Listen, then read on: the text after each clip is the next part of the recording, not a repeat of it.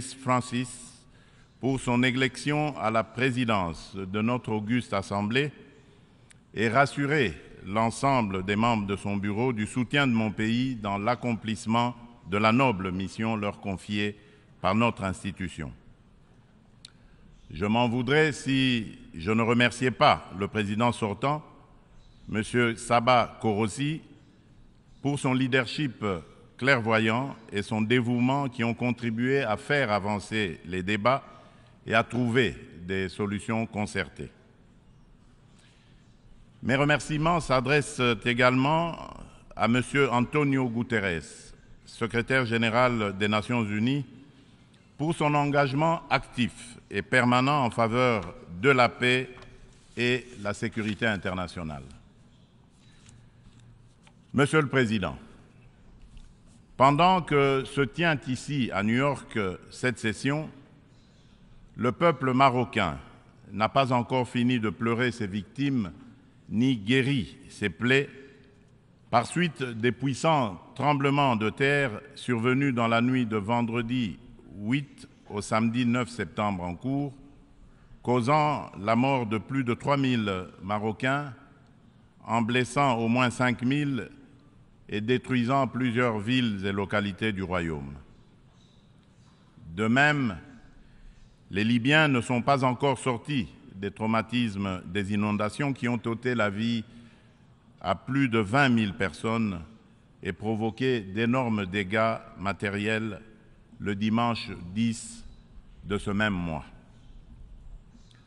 Le peuple congolais salue la mobilisation de la communauté internationale pour secourir ces peuples frères du Royaume du Maroc et de la Libye. Il leur exprime toute sa compassion et sa solidarité et souhaite une prompte guérison à tous les blessés de ces deux calamités naturelles. Monsieur le Président, au-delà de déplorer ces calamités naturelles, l'actuelle session de l'Assemblée générale se tient à une période exceptionnelle de notre histoire où le monde est confronté à des situations graves qui menacent l'existence même de la nature humaine. À la guerre en Ukraine, qui entraîne la crise alimentaire, marquée par une flambée des prix et une pénurie de denrées de première nécessité, s'ajoute l'aggravation des effets du réchauffement climatique, des conflits armés qui continuent à faire rage ci et là. Ces crises qui se renforcent mutuellement, mettent au défi le système multilatéral et la coopération internationale. Or, maintenir la paix et la sécurité internationale, garantir la justice et les droits humains, favoriser le progrès social, instaurer les meilleures conditions de vie, sont en effet des vœux unanimes et intemporels de tous les peuples du monde qui doivent par conséquent demeurer au centre de notre action collective suivant une approche réellement multilatérale et inclusive. Nous sommes interpellés à travailler ensemble en vue de répondre à ces défis qui sont de portée existentielle. C'est pour cette raison fondamentale que je salue la pertinence du thème central annuel de cette session, intitulé « Rétablir la confiance et raviver la solidarité mondiale, accélérer l'action menée pour réaliser le programme 2030 et les objectifs de développement durable en faveur de la paix, de la prospérité, du progrès et de la durabilité pour tous. » Cette thématique place les valeurs de solidarité et de confiance au cœur des facteurs de la relance et l'accélération des solutions aux défis mondiaux étroitement imbriqués afin que faire progresser la paix, la sécurité et le développement durable. Ces deux valeurs prennent tout leur sens dans le contexte de crise que nous vivons aujourd'hui. À ce sujet, il est essentiel de rappeler qu'à mi-chemin vers l'atteinte des ODD en 2023, sous l'effet conjugué des catastrophes climatiques, des conflits récurrents, de la récession économique et des effets persistants de la pandémie de Covid-19, les inégalités et la pauvreté se sont aggravées. La faim et la malnutrition sont en augmentation. Les besoins humanitaires et les déplacements de population atteignent des niveaux records. Et les catastrophes climatiques et environnementales plongent le monde dans un risque systémique et existentiel des plus graves. Pour venir à bout de ces fléaux qui sont des menaces réelles à la paix et à la sécurité internationale, ainsi qu'un obstacle majeur à la prospérité et au progrès des nations, il est évident que la mutualisation des énergies et une approche multilatérale dans la confiance réciproque et la solidarité sont des atouts majeurs et indispensables. Monsieur le Président, le maintien de la paix et de la sécurité internationale constitue le fondement et l'objectif primordial de la création de l'Organisation des Nations Unies. Ceci requiert plus de détermination et d'engagement de tous face à toute menace contre la paix et la sécurité dans le monde. Les peuples africains ne comprennent pas souvent l'attitude équivoque, la politique de 2 poids, 2 mesures, les ambiguïtés et atermoiements de notre organisation, plus particulièrement de son Conseil de sécurité, dans certaines crises politiques et sécuritaires qui sévissent en Afrique, parfois depuis plusieurs décennies. C'est le cas notamment de la crise oubliée du Sahara occidental qui déchire 2 pays frères, l'Algérie et le Royaume du Maroc, et dure depuis plusieurs décennies. C'est aussi le cas de celui du Mozambique, victime d'attaques terroristes meurtrières depuis environ une décennie dans la province de Cabo Delgado. C'est la situation en Afrique de l'Ouest, dans la région sahélo-saharienne, où les troupes des Nations Unies se retirent, laissant derrière elles le souvenir de l'inachevé, alors qu'elles incarnaient tous les espoirs de libération des peuples des pays concernés des griffes du djihadisme. La République du Soudan n'en fait pas exception. Elle s'enlise dans une guerre civile meurtrière, opposant depuis l'année dernière les militaires fidèles au président Abdel Fattah al-Burhan aux forces paramilitaires de soutien rapide qui sont sous le commandement du général Mohamed Hamdani Dagalo. Cette guerre a déjà causé beaucoup de morts et d'importants dégâts matériels. La communauté internationale est quasiment indifférente à la tragédie soudanaise. C'est ici le lieu d'aborder une question d'une importance capitale pour la République démocratique du Congo et pour la consolidation de la paix dans notre région. Il s'agit du retrait de la mission de l'Organisation des Nations Unies pour la stabilisation en République démocratique du Congo, la MONUSCO en sigle, de notre territoire. Après plus de 2 décennies de présence, il est temps pour notre pays de prendre pleinement son destin en main et de devenir le principal acteur de sa propre stabilité.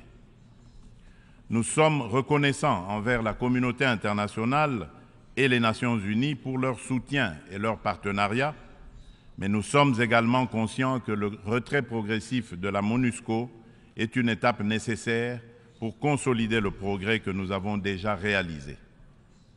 Cependant, il est à déplorer que les missions de maintien de la paix déployées sous une forme ou sous une autre depuis 25 ans en République démocratique du Congo n'aient pas réussi à faire face aux rébellions et conflits armés qui déchirent ce pays et la région des Grands Lacs, ni à protéger les populations civiles. Aussi, le projet de retrait échelonné, responsable et durable de la MONUSCO annoncé depuis 2018 et dont le plan de transition a été adopté en 2021, devient-il anachronique au regard de l'évolution des contingences politiques, sécuritaires et sociales actuelles? Il est donc illusoire et contre-productif de continuer à s'accrocher au maintien de la MONUSCO pour restaurer la paix en République démocratique du Congo et stabiliser celle-ci. Par ailleurs, l'accélération du retrait de la MONUSCO devient une nécessité impérieuse pour apaiser les tensions entre cette dernière et nos concitoyens. Il est temps pour mon pays d'explorer de nouveaux mécanismes de collaboration stratégique avec les Nations Unies, davantage en phase avec nos réalités actuelles. C'est pourquoi, en ma qualité de garant constitutionnel de l'intégrité territoriale, de la souveraineté et de l'indépendance de mon pays, de la bonne tenue de notre nation ainsi que du bien-être de mes concitoyens, j'ai instruit le gouvernement de la République d'entamer des discussions avec les autorités onusiennes pour un retrait accéléré de la MONUSCO de la République démocratique du Congo, en ramenant le début de ce retrait progressif de décembre 2024 à décembre 2023. Tel est le sens de la démarche actuelle de notre gouvernement, qui a adressé un courrier au président du Conseil de sécurité des Nations Unies en date du 1er septembre 2023, sollicitant l'accélération du retrait de la MONUSCO. En sus du retrait accéléré de la MONUSCO, la République démocratique du Congo réitère sa demande au Conseil de sécurité de l'ONU de sanctionner toute personne physique et morale reconnue comme auteur, co-auteur et complice, matériel et intellectuel des crimes de guerre et contre l'humanité, ainsi que des violations graves des droits de l'homme, du droit international et de la Charte des Nations Unies sur le territoire congolais. Il est injuste et inadmissible que des personnes citées comme responsables des crimes graves susmentionnés dans les différents rapports des experts de l'ONU elle-même sur la situation sécuritaire en République démocratique du Congo restent impunis dans le silence total de notre organisation et de ses membres, qui placent pourtant la lutte contre l'impunité parmi leurs priorités en matière de gouvernance interne et externe. À ce sujet, le gouvernement de la République démocratique du Congo salue chaleureusement les sanctions que vient d'infliger le gouvernement des États-Unis d'Amérique au Rwanda pour son soutien au groupe terroriste du M23 et à un de ses hauts responsables impliqués dans les aventures criminelles au Congo. Pour rappel, ce groupe terroriste supplétif du Rwanda ne respecte aucun des engagements conclus par les chefs d'État de la région dans les cadres des processus de Luanda et de Nairobi. En effet, non seulement ils n'ont pas quitté les positions conquises, mais ils continuent à massacrer nos populations civiles et refusent le pré-cantonnement et le cantonnement, exigeant un dialogue qui ne leur sera jamais accordé. La République démocratique du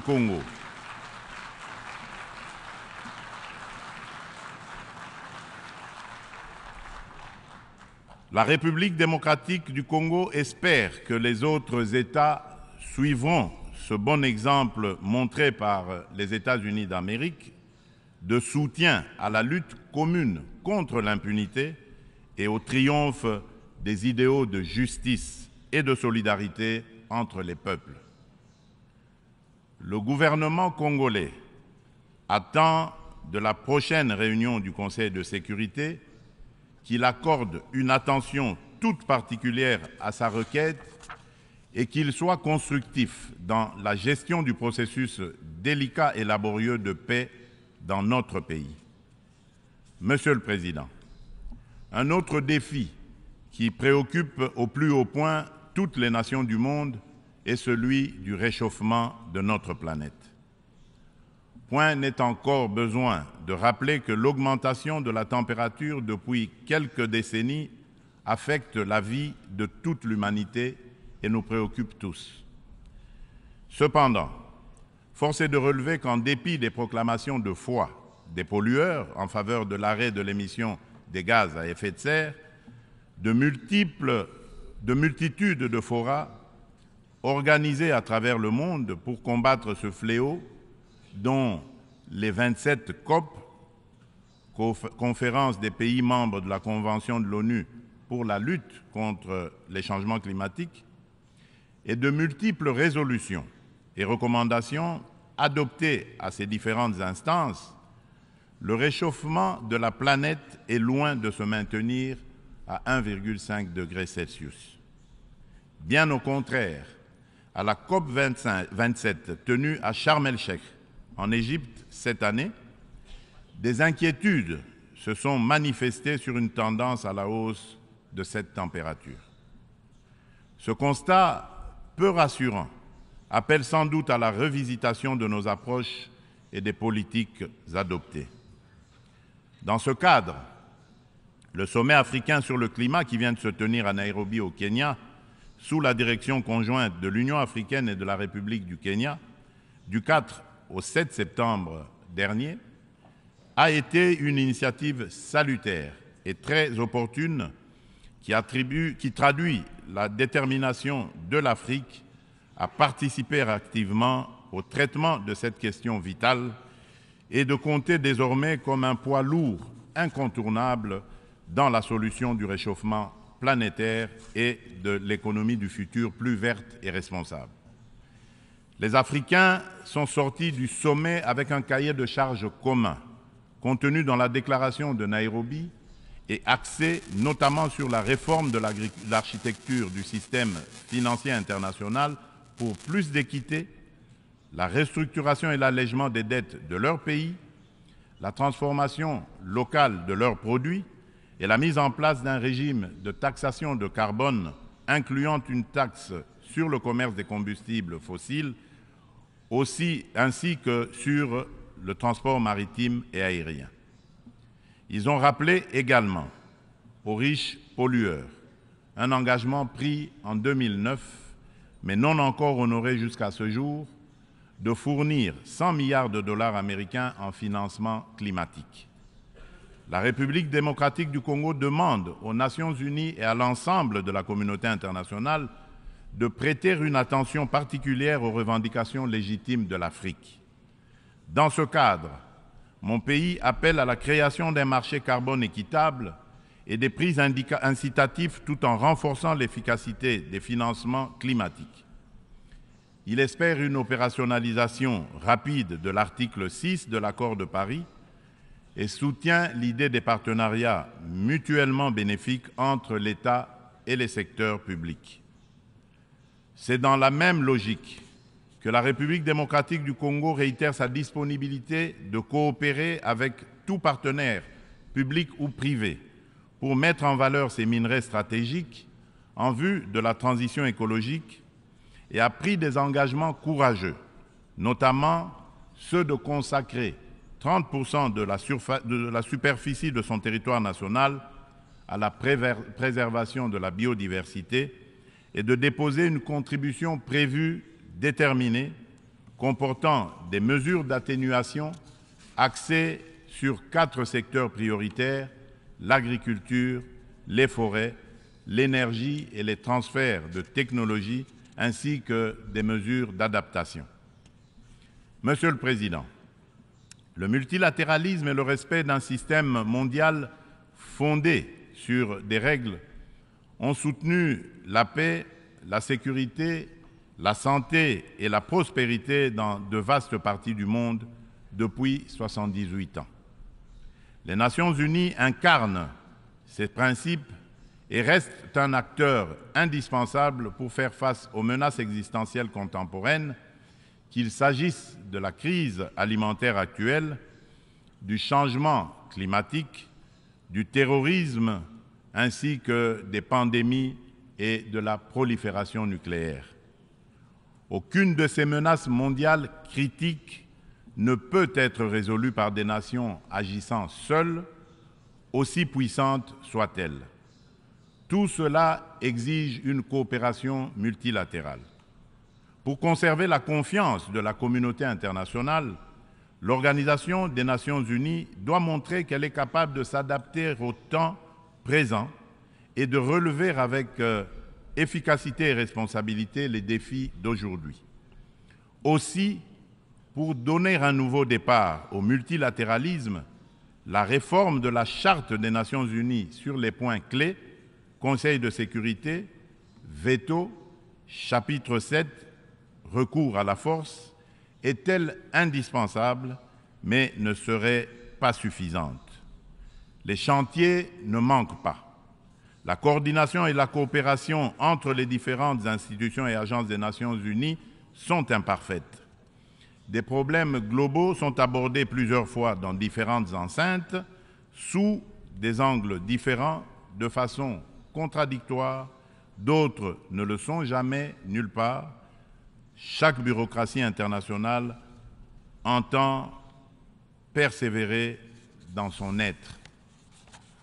À ce sujet, la demande pressante et incessante de mon pays et de l'Afrique tout entière est d'élargir le Conseil de sécurité des Nations Unies en tant qu'organe pilote et décisionnel de l'ONU, afin de pouvoir intégrer en son sein 2 représentants du continent africain en qualité de membres permanents aux fins de consacrer un équilibre géographique juste et représentatif. D'où la pertinence et la nécessité de réformer notre organisation vieille de 78 ans, qui accuse certaines limites face aux mutations actuelles et à la dynamique internationale, afin de lui donner plus d'inclusivité, aussi bien dans sa composition que dans son processus de prise de décision, qui désormais devra prendre en compte la voix de l'Afrique. Monsieur le Président, avant de clore mon propos, permettez-moi du haut de cette tribune de revenir sur la question des violences faites aux femmes dans le contexte de guerre et des conflits armés. Il n'est un secret pour personne que la République démocratique du Congo est l'un des États africains où les violences sexuelles contre la femme sont les plus déconcertantes, du fait notamment des décennies de conflits armés. Afin de soulager les souffrances des femmes victimes des violences liées au conflit et de réparer un tant soit peu le préjudice leur causé, mon pays a mis en place des mécanismes institutionnels spécifiques. Il s'agit notamment du Fonds national de réparation des victimes des violences sexuelles liées au conflit et des victimes des crimes contre la paix et la sécurité de l'humanité, le FONAREV, créé en décembre 2022. Dans le prolongement de ces initiatives de protection et de promotion de la femme, la République démocratique du Congo s'emploie inlassablement à changer le regard des hommes sur les femmes, notamment en bannissant les structures sociétales qui créent des barrières à l'épanouissement de la femme, ainsi que les dynamiques de pouvoir qui sous-tendent les relations hommes-femmes. En effet, les compétences et les ressources données aux femmes ne suffisent pas à elles seules pour changer leurs conditions. Il est indispensable, en plus, de changer les dynamiques sociales au sein des couples, des familles et des communautés. C'est tout le sens du projet de promotion de la masculinité positive que j'avais initié depuis le début de mon mandat à la tête de l'Union africaine.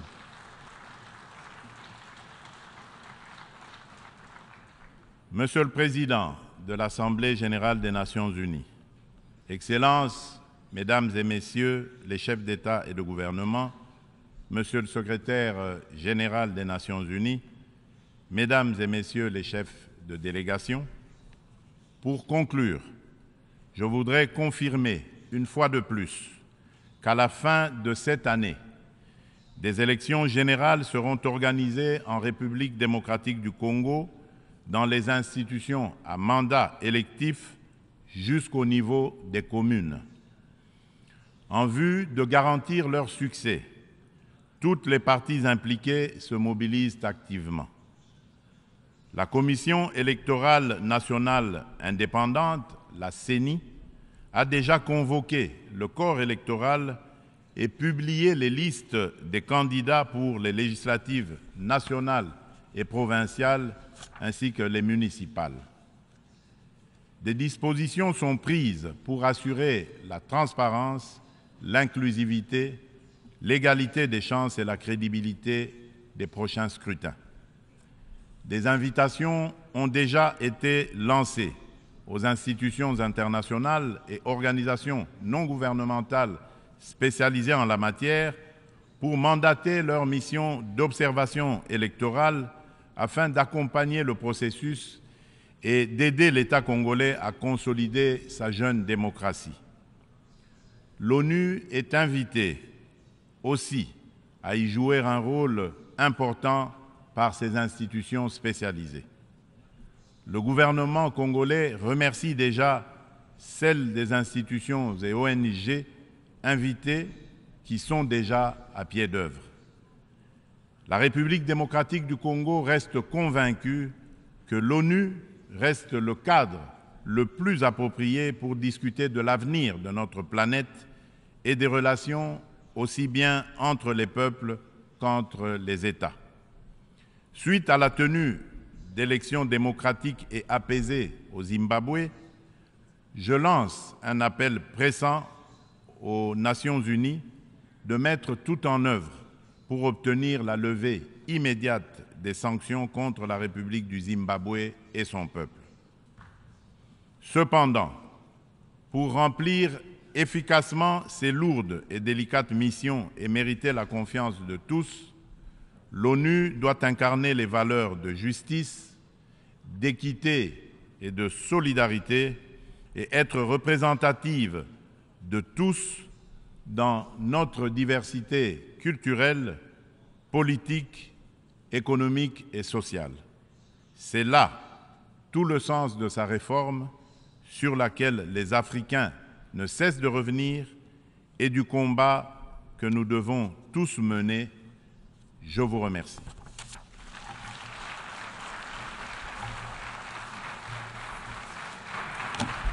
On behalf of the Assembly, I wish to thank the President of the Democratic Republic of the Congo for the statement just made and request protocol to escort His Excellency.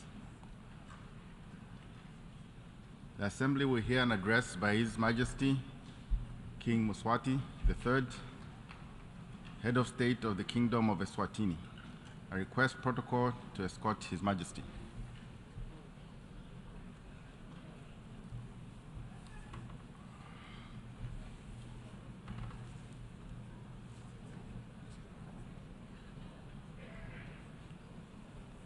On behalf of the General Assembly, I have the honor to welcome His Majesty King Mswati III, Head of the State of the Kingdom of Swat.